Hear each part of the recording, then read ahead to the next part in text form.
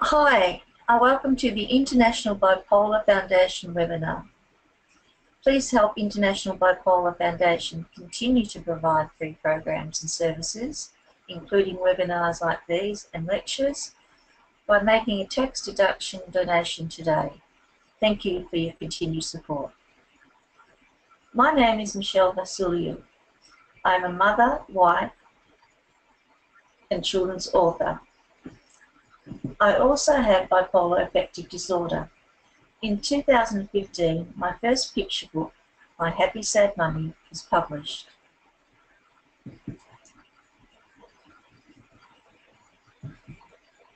About My Happy Sad Mummy. My Happy Sad Mummy is a picture book for 3 to 8-year-olds. It is a story that portrays the emotional response of a young girl living with a mother who has bipolar disorder. The book allows families the opportunities to engage in conversations about this illness in a sensitive and age-appropriate manner. Using easily understandable images and words, we see Mummy through the eyes of her child. During her mania, Mummy laughs and talks all day long, but becomes so preoccupied with her own work in the garden that she forgets about her child, who falls asleep with exhaustion trying to keep up with her. During her depression, Mummy cries, becomes quiet, wants to sleep, and is unresponsive to her child's enthusiasms. At times, Mummy needs to go to hospital, so Grandma and Grandpa come to help. But through all these difficulties, the bond of affection between Mummy and child remains strong and true. About the front cover and what the story is trying to convey. The front cover illustrates a young girl sitting in an orange tree, looking solemn, whilst 2 images of her mother are on either side of her. One image of the mother has a face full of makeup, is laughing, dressed in brightly coloured and mismatched clothing, and is dancing. In the other image, she is on the ground crying and wearing her pyjamas. The 2 different images are supposed to highlight the 2 facets of the mother's illness, that is, the highs and the lows. This is depicted by the clothes she wears and how she acts when she is in the garden. The little girl watches from the safety of the tree, high up in a branch. She is bewildered and concerned by both sets of her mother's illness. The significance of nature in the book. The text and illustrations in the story about the mother up gardening in the middle of the night is based on something I actually did. I use this example as one to show the irrational state of mind and endless energy of the mother during one of her manic stages. In the book, it shows the mother and young girl doing a pleasant activity together, that is, gardening, including planting flower seeds. However, when the little girl tires, the mother just keeps on going. Later on in the story, these seeds sprout and the little girl runs into the house excitedly to show her mother, who barely notices them. Later, when the grandparents come to look after the little girl whilst her mother is in the hospital, the grandfather spends time gardening with his granddaughter. But unlike the little girl's mother, both the grandfather and the little girl stop to rest. Afterwards, they eat cake with orange icing on top, made with the oranges grown from the orange tree in the garden. And finally, there is a scene at the end where the little girl goes to visit her mother in hospital and brings the flowers that have grown from the seeds they first planted together, symbolising their common bond, that is, their love for one another. What makes My Happy Sad Mummy unique? My Happy Sad Mummy is unique in that there are less than a handful of books worldwide that deal with the issue of bipolar for preschoolers and early school-aged children. Why I wrote My Happy Sad Mummy, which is dedicated to my 2 cheeky chops, Isabel and Ben, my children, and my enduring rock, Mihai, my husband. My motivation for writing My Happy Sad Mummy came after I was admitted to a psychiatric hospital in 2007. At the time, my children were 3 and 6. I was keen to alleviate their fears about what was happening to our family as a result of my illness. Being an author and having young children, when picture books were a big part of my life. When I was in hospital, I asked the staff to help me find a picture book that could help explain my illness to my children. It took a long time before they came back to me, and when they did, I was given a list of resources which really didn't meet my needs. The very few picture books on the list were very dated or extremely difficult to source, and by this I mean I had to go to considerable effort to obtain them. For example, I remember there being one book on the list that required me to ring overseas, which I did, but never got through. It was a very frustrating experience, and when you're sick, it makes it even more difficult. What I wanted was a suitable book in my hands right then and there. There wasn't one, so years later, when I was well, I decided to write one myself. Sadly, 10 years down the track, there is still a very large gap in the worldwide market for children's books about mental illness. In particular, books suitable for preschoolers and early school-aged children. In Australia, where I come from, 1 in 5 children have a parent with a mental illness. This is a lot of families. No doubt the statistics are likely to be just as high in other countries around the world. Given there is such a high percentage of parents who could benefit from a greater availability of children's books about mental illness, it frustrates me that there is such a devastating shortage of books of this nature. It is a fact that many parents who have a mental illness struggle to find the right words when talking to their children about their illness. Indeed, it is not uncommon for some parents to shy away from the topic altogether. I wrote My Happy Sad Mummy for the thousands of young children all over the world living with a parent who has a mental illness, so that they may make sense of their parent's illness. My Happy Sad Mummy was also written for these same parents who may need some kind of framework to help explain their illness to their children. Simply put, it is a tool they can use to begin an ongoing dialogue about why they sometimes behave in strange or distressing ways. Few points and tips to consider when talking to children about mental illness. Most children worry less about something if they understand it. Providing children with opportunities to talk with their parent or other trusted adults about their parents' behaviours may help reduce their worries. If they don't understand or have things explained to them, they may make up for gaps in knowledge that may in fact be wrong. Children often express great relief at knowing that their parent is safe, receiving treatment, or that it is not their fault that their parent became unwell. Mental illness is poorly understood by most people. This means that the stigma of mental illness can prevent people talking about it, its effect on families and the person with the illness, and how to seek help when needed. Many parents who are living with mental illness worry about the effect this may have on their families and on their children. They may think that if they talk openly about their illness and how it makes them feel, that their children will be frightened, confused, embarrassed, or won't understand anyway. Sometimes families decide to keep the illness a secret, even from close family members, such as grandparents.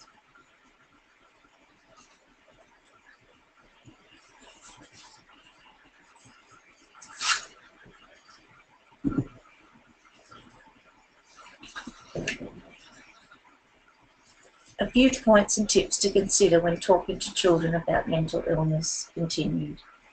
It can be hard to find the right words to use to explain mental illness to children.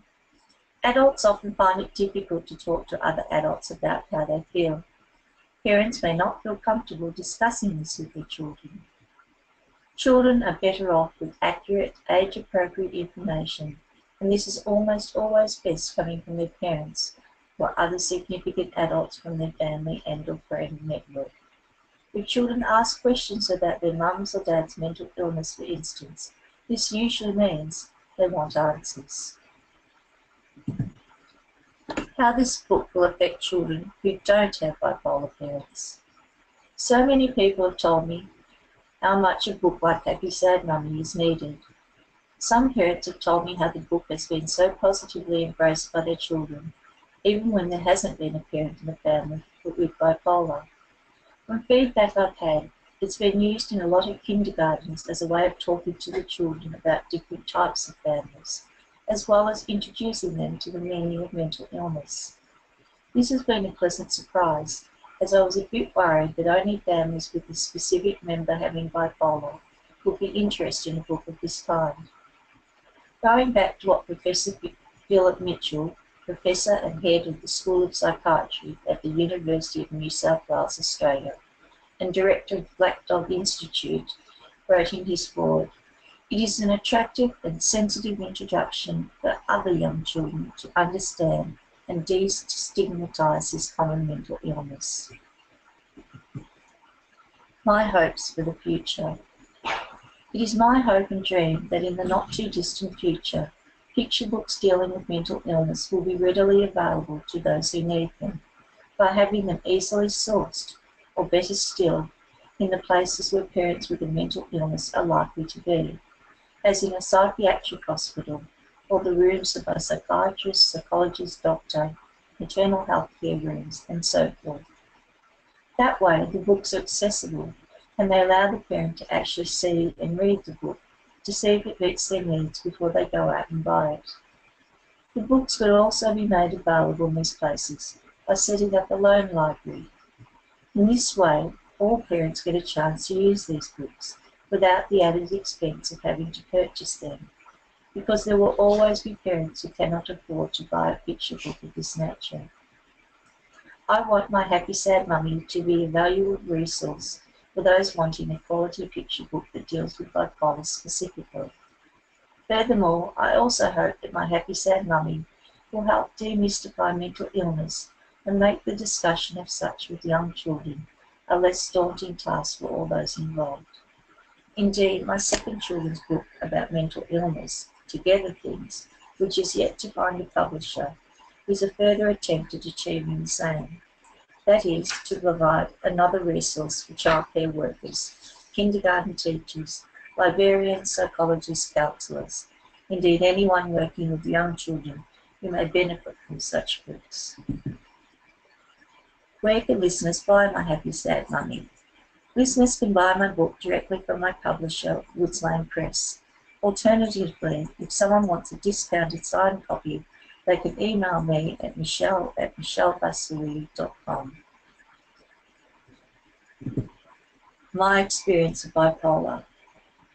I suffered from major depression for my late teens, but I wasn't diagnosed with bipolar until 2007 when I was 40 years old. My form of bipolar is largely about extreme depressive episodes and less frequent hypomanic episodes. I've only had 3 major manic episodes, back in 2007 when I was first diagnosed, and more recently in 2015, and then again in 2016 when I was hospitalised for 8.5 weeks. During this period, I was in and out of hospital 18 times over a period of 28 months. For me, the depressive episodes were the most debilitating. At my worst, I get suicidal, hence the admissions to hospital. How my children reacted when I was hospitalised. When I was first hospitalised in 2007, my children were only 6 and 3. Some people think a 3-year-old is too young to know what is going on, but in my experience this is not true. In fact, research shows that even young babies can sense when the mother is mentally unwell.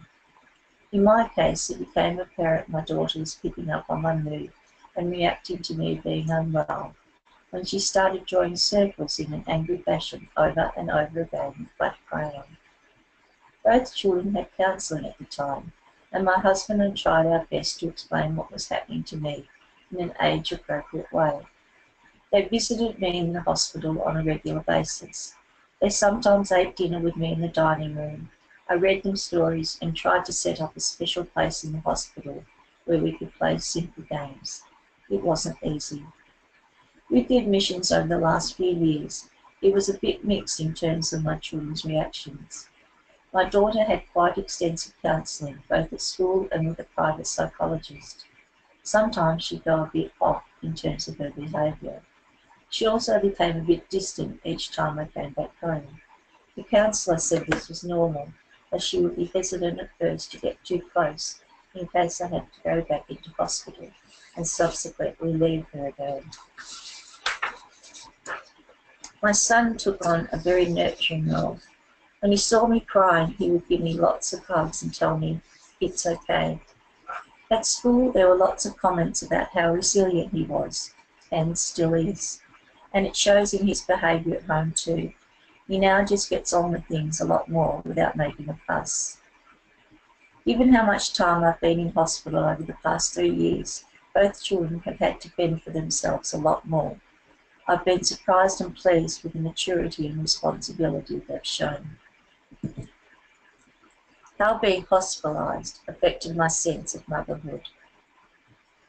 It was really hard. No one wants to be sick, and when you're a mother, the last thing you want is to be sick and not able to care for your children.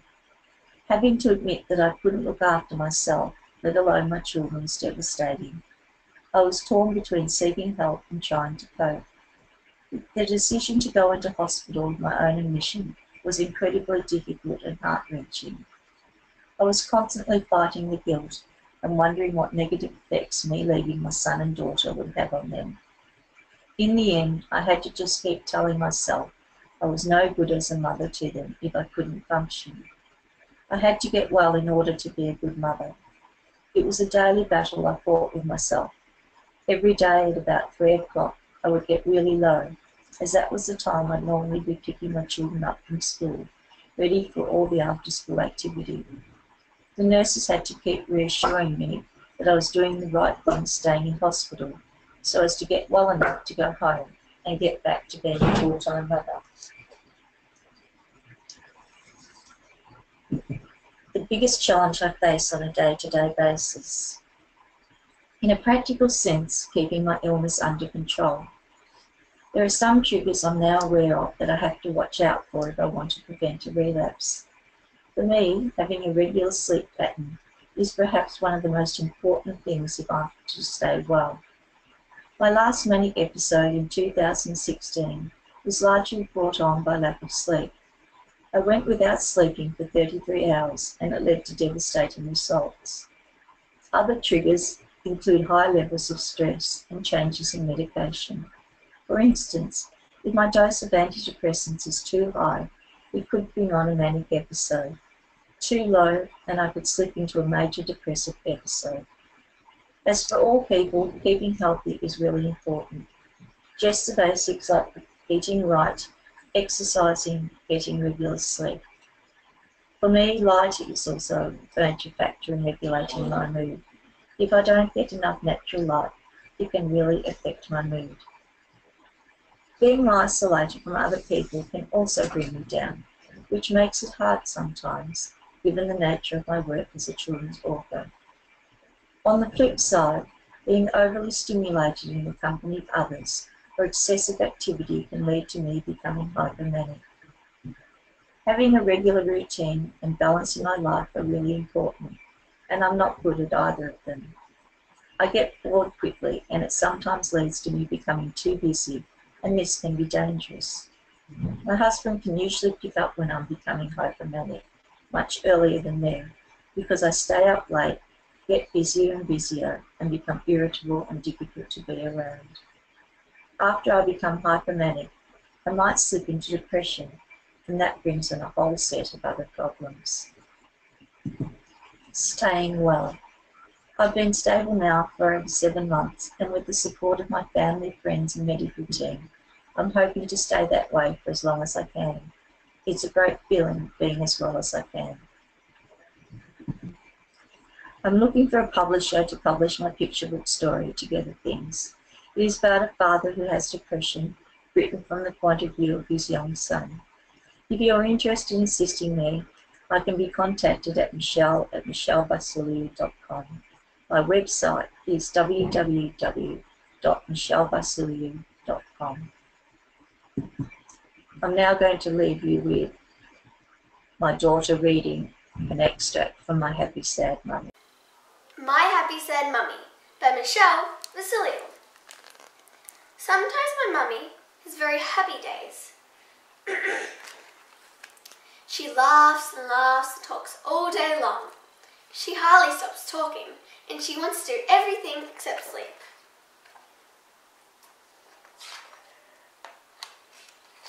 One day, Mummy and I worked in the garden for ages. We pulled out weeds and planted flower seeds. Then I got tired and fell asleep under the orange tree. When Daddy came home and carried me to bed, Mummy was still working in the garden. She wouldn't stop or come inside. Not even when Daddy said she needed to stop and rest. Sometimes my mummy has very sad days. She cries and cries, and she hardly talks to me at all. She's very quiet, and she doesn't want to do anything besides stay in bed or sleep. One day, I saw a stem poking out of the ground. I wanted Mummy to come and see, but she was too tired. So I picked the stem and brought it to her. She hardly looked at it. When Mummy keeps on laughing or crying and she can't stop, Daddy says it means she's sick.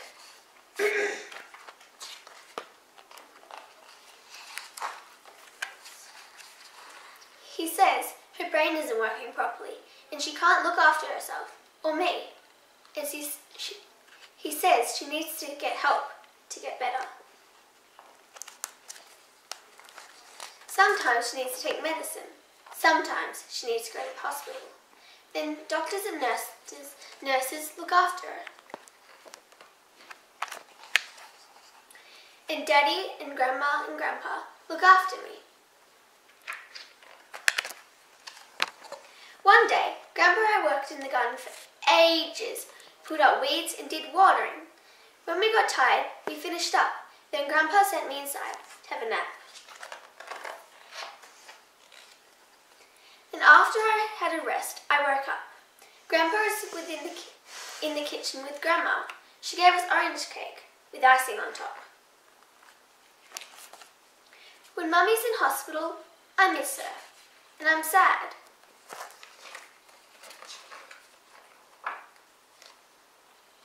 One day, I saw flowers growing on the stems. I wanted Mummy to see, but she was in hospital. So I picked some and brought them to her. She gave me lots of kisses and hugs. Sometimes Mummy's very happy. Sometimes she's very sad. Sometimes Mummy's in hospital. Sometimes she's at home. But always, I love her, and I know she loves me too.